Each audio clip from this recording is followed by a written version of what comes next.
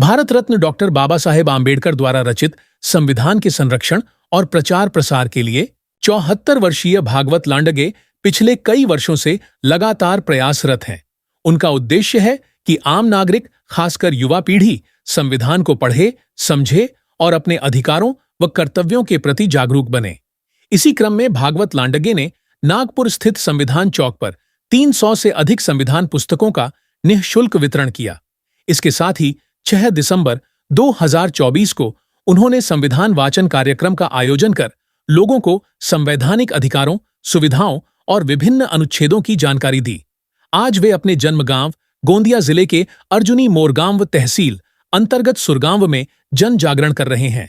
यहां वे ग्रामीणों और युवाओं को यह समझा रहे हैं कि संविधान का अध्ययन क्यों जरूरी है और किस प्रकार संविधान में दिए गए प्रावधान देश के उज्जवल भविष्य की नींव रखते हैं।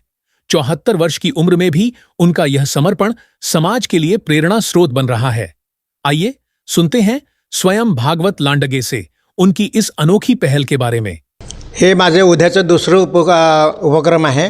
यापूर्वी मी नागपूर शहरामध्ये भारतीय संविधानाचं वाचन केलेलं आहे। 395 कलमांचं म्हणजे कंप्लीट, आणि संविधान चौकामध्ये त्याचं मी उद्घाटन केलेलं आहे। का बरं असं वाटत आहे तुम्हाला की लोकांना संविधानाच्या बद्दल आता माहिती व्हावी, संविधानाबद्दल लोक जागृत व्हावे, का असं वाटत आहे तुम्हाला?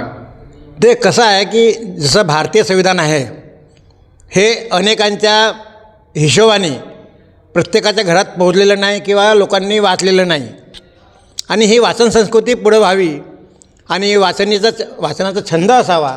प्रत्येक माणसाला ते भारतीय संविधान काय आहे ते कळलं पाहिजे। त्या उद्देशाने जेव्हा मी याचा अभ्यास केला तर मला असं वाटतं की 80% लोक फक्त जागृत नाही आहे, फक्त 20% लोकांच्या घरामध्ये हे संविधान पोहोचलेलं आहे। आणि म्हणून मी उपक्रम चालू केला की आता हे जे सुरगाव आहे, जे माझं जन्मगाव आहे, त्या गावाच्या प्रत्येक कुटुंबांना मी त्या संविधानाचं पुस्तक सप्रेम भेट देणार आहे। आतापर्यंत किती संविधानाच्या पुस्तकांचं तुम्ही वितरण केलेलं आहे आणि पुढे तुमचा काय उद्देश? नागपूर शहरामध्ये मी 300 पुस्तकांचं doctor Ambedkar right media welfare असोसिएशनच्या माध्यमातून हे उपक्रम राबविलेले आहेत, आणि तेही संविधान चौकामध्ये 26 नोव्हेंबरला 2 वर्षापासून सतत हे सुरू आहे। एकीकडे भारत सरकार हर घर तिरंगा हा उपक्रम पोहोचवत आहे, तुम्ही आता मागणी केली आहे की हर घर संविधान पोहोचला पाहिजे, काय तुमची नेमकी मागणी आहे?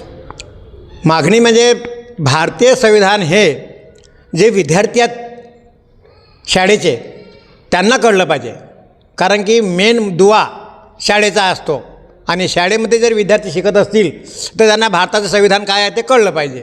कारण की हे संविधानाचं पुस्तक नाही आहे, हे नुसतं कायद्याचं पुस्तक आहे ज्याच्यामुळे देश चालतो आहे, आणि म्हणून देशहित लक्षात ठेवून मी हा कार्यक्रम राबवलेला आहे।